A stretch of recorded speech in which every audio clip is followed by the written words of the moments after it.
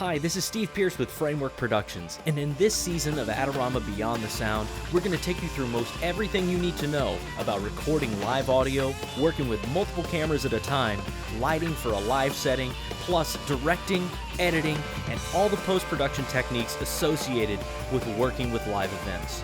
This is Adorama Beyond the Sound.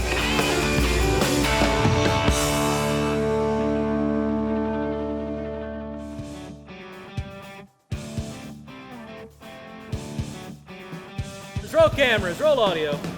Hey, what's up? This is Steve from Framework. Today we're looking at Beyond the Sound in terms of directing. So what that means to me is speaking to camera operators, picking your coverage, knowing how to cover a song, especially multiple take songs going to be edited together and try and feel like one seamless piece. The core of directing music for me comes down to these things. Follow the lyric first, follow the beat second, and follow the action third. So follow the lyric first means even though in a perfect musical world, the beat and the phrase starts on one, like the chorus starts on the downbeat, right?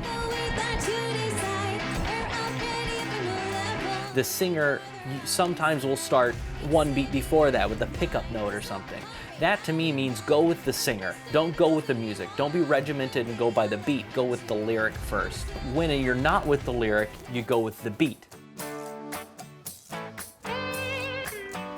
If you're in a flow where you're not on the lyric, where it feels like there's a heavy drum beat happening and the bass is working against it and you want to feature these two things, go with the beat. And then third is go with the action. Some of my favorite cuts that we were able to get in the sound are these beautiful little moments where I remember in Derby from Buke and Gaze, we had these foreground elements that are like lighting up and blooming in the lens to make the lenses feel uncoated, even though they are coated.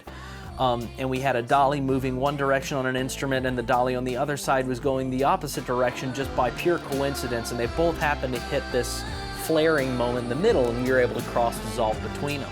It's completely organic, but that was just associated with that movement and that action.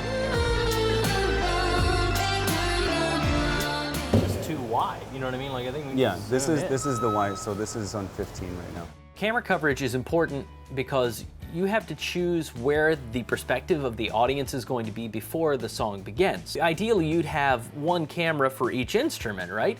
But we don't have enough cameras. We only have 4 cameras. You need 8 or 10 cameras to be able to do something like that. So our goal is to make 4 cameras feel a lot larger. So you get the close-ups from the front perspective, you get medium shots from both sides, and you get all the coverage of the song. So for Eden James is a great example. There are 4 band members, and when I start thinking about how to direct his songs, I spend a lot of time listening to the songs we're going to be doing and his type of music. And it all starts where you're going to put the people in the band and the cameras to cover them.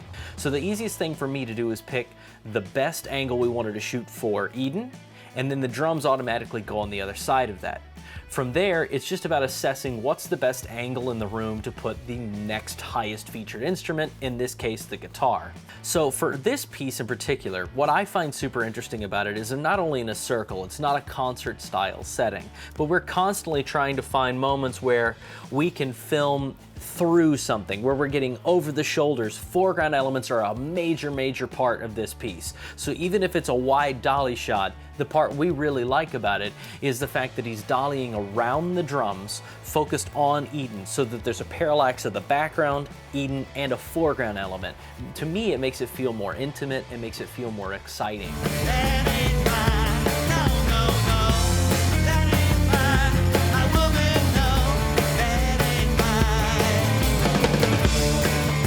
The truly awesome moments that we get, like I remember specifically the beginning of Houdini Crush, which is one of my favorite pieces in the whole set, is you end up getting these little moments of connection between the band, and that we're constantly looking for.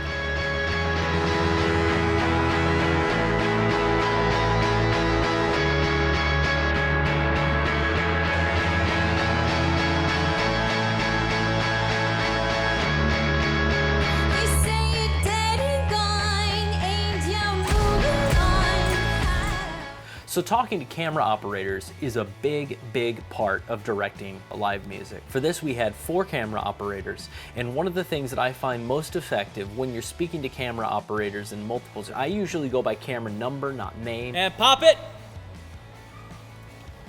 Did we get it, camera 4? If we're doing multiple days of production, I go for names, but it's easier for me to think about the way the multi-view is laid out to go by numbers. When you do that, it's most important to say first and foremost the number and then the action you want them to do. 2, go down the thing. 3, get ready to go up to her. Oh, go up to her face. Go up to her face.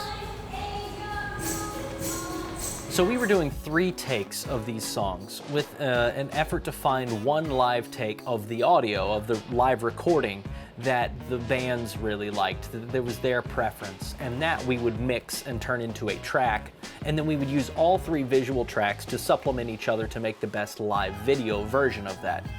The philosophy of coverage is something like this, and it's my general belief that this is a good way to do this style.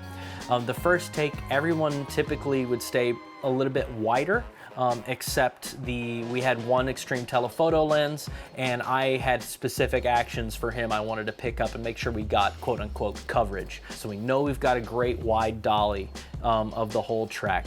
We know we have a great clean medium shot of the singer from the front. The other camera is focusing on 2 shots and trying to find moments that are a little bit wider, transferring from one person to another on the musical phrase. Lastly, feel the song in the moment. Again, follow the lyric first and then follow the beat. But ultimately, the reason we're here creating, I think I'm there creating some kind of video around music, is because we love the music. You know, I don't want to make it about the video. I want to take what I already love and put something on top of it that enhances it and adds an experience that you maybe didn't get before. And you can really only get that if you're really into the experience and you really want that to be that way.